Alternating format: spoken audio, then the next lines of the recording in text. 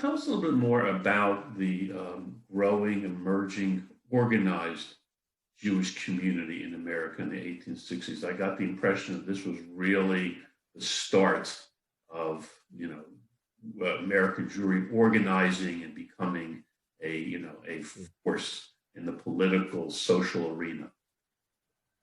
No, I think absolutely right. Just on the eve of the Civil War, we see the first organized body, the Board of Delegates of American Israelites. It calls itself clearly echoing the Board of Deputies in London. It doesn't include every synagogue, and it's controversial, but nevertheless, it is a political body, and it is engaged in fighting to promote the interests of the Jewish community. And we can really see that because when the chaplaincy bill is passed, you got a war, you need to think about chaplains in the military. And probably without a lot of forethought, the bill says a chaplain's got to be a minister of some Christian denomination. Of course, otherwise, they said all sorts of people. If you're unemployed, you'll say, I'm a chaplain. There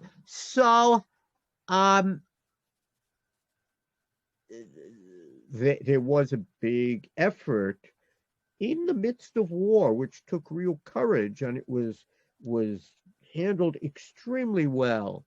And Lincoln played a big part in it, an effort to broaden the chaplaincy so that the Jewish troops, and there are maybe 7,500, 8,000 in the Union Army. The situation, Confederacy didn't have an organized chaplaincy. Each community, ministers and rabbis catered.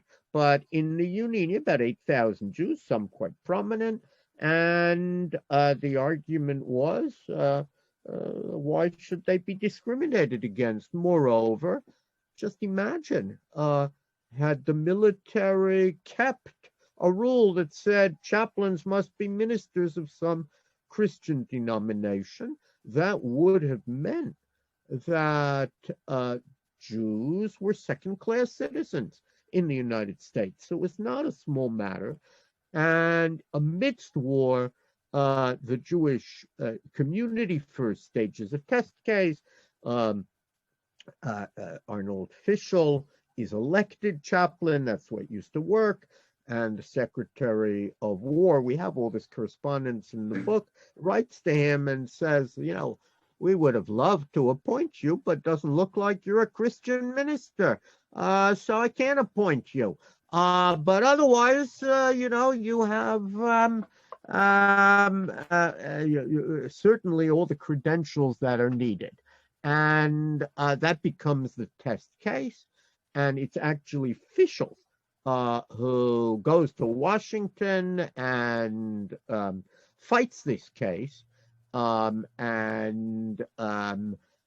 goes all the way to Abraham Lincoln. And Lincoln, who is a brilliant politician,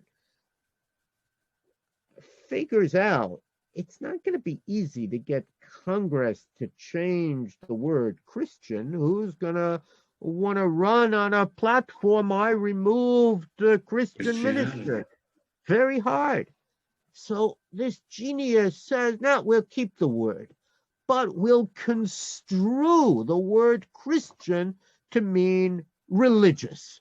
That means nobody has to change anything.